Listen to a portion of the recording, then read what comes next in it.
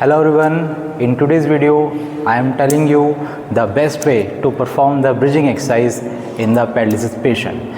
The bridging exercise is very essential and necessary exercise in the paralysis recovery because it facilitates the hip extension movement and it also facilitates the weight bearing on the normal hemiplegic side.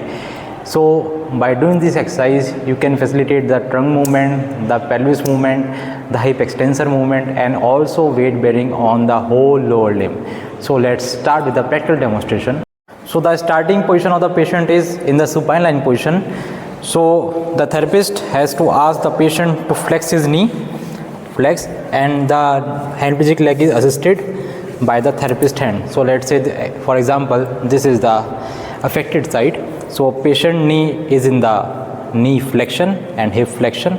Now patient is asked to do bridging exercise, means आपको अपने कूल्हे bed से ऊपर इस तरह उठाने हैं. Now एक बात ध्यान ये रखनी है कि पेशेंट हमें नॉर्मल साइड से तो कूल्हा उठा पाएगा, पर स्टार्टिंग फेज में इस जगह से उठाने में उसको दिक्कत होगी. So what therapist has to do, therapist places his left hand over the knee and his right hand over the gluteal region. So now he will support the patient in this manner to extend his leg, hip. Now therapist has to do one thing. Now first thing that therapist को अपने हाथ से left hand से pressure देना है femoral condyle को downwardly, like he has to facilitate और push the femoral condyle over the foot. इसको ऐसे समझ सकते हैं कि थेरेपिस्ट अपने लेफ्ट हैंड से नी के ऊपर से फ्यूमरल कॉन्डाइल को डाउनवर्ड और एंटीरियर डायरेक्शन में पुश कर रहा है कि वो फ्यूमरल कॉन्डाइल की डायरेक्शन फुट की दिशा में हो जाए, towards the foot. And from the right hand therapist has to tap over the gluteal region to facilitate the gluteal muscle in this way and ask patient to hold the position and relax. Therapist place his left hand over the knee and put a downward pressure to the knee, and from the right hand tap the gluteal region muscles for the facilitation.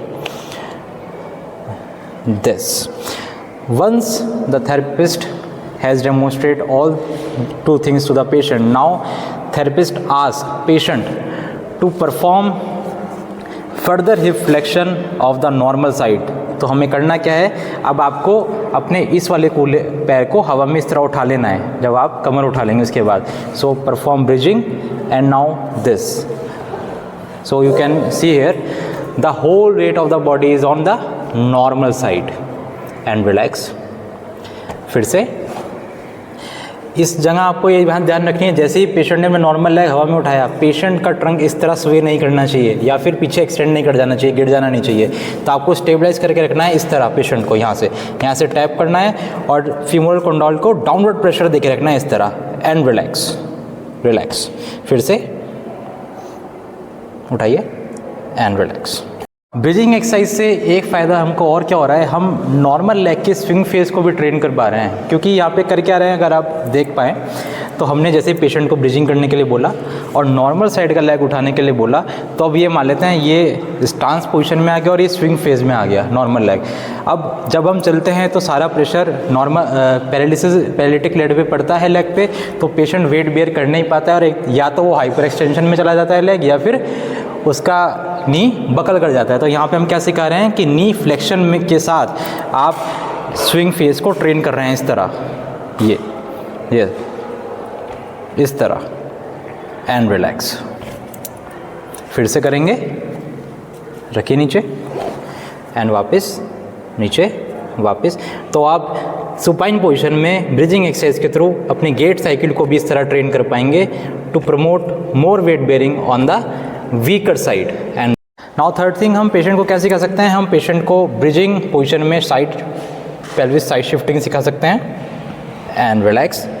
So there are many more exercises that you can train in the bridging position for the better weight bearing on the hemiplegic side. So bridging करने से hemiplegic side में अच्छी खासी weight bearing होती है, paralytic side में hip extension movement facilitate होता है, साथ ही साथ आप गेट साइकिल भी ट्रेन कर सकते हैं. So try this technique and let us know your valuable feedback in your comment section. Till then, stay connected and thank you.